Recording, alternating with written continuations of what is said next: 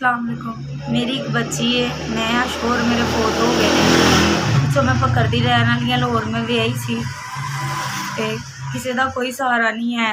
घरां दे विच काम करके मैं अपना गुजारा करनी हाँ। मेहरबानी मेरी मदद की जाए।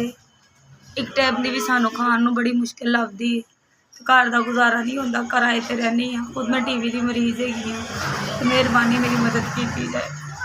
दो 2 साल हो गए ने मियाँ नूं मेरे फोत होए। सस सहुरे भी गरीब हैगे ने, वो भी नहीं पुछते है। शुगर ते मैं वो मरीज़ हाँ, ना कुछ दवाई का बनता ना कुछ रोटी पानी का बनता। इंज ही जिंदगी साडी जलील हो के गुजारा साडा होण दिया। ते मेहरबानी साडे जिहड़े ना कुछ मदद की जाए। असीं मजबूर हो के तुहाडे कोल आए हैं। साडे कोल मावां धीआं कोल रोटी दे पैसे भी नहीं है। ते बड़ी मेहरबानी तुहाडे अगे मिन्नत अल्लाह हाथ जोड़दे हैं कि साडी खुदा खुफी करके मदद की जाए। बड़ी मेहरबानी तुहाडी।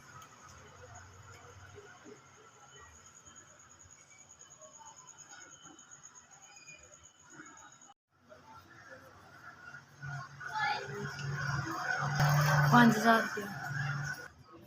SPS तुहाडी बड़ी मेहरबानी, तुसीं मेरा ख्याल किया। मैनूं बेवारत नूं 5000 रुपया दिता। अल्लाह मियां तुहानूं तरक्कियां लाए, तंदुरुस्ती सेहत दे।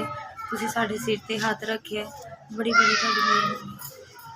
SPS तुसीं मेरा बेवा औरत का ख्याल किया, मेरी यतीम बच्ची का ख्याल किया, मैनूं 5000 रुपया दिता। तुहाडी बड़ी मेहरबानी।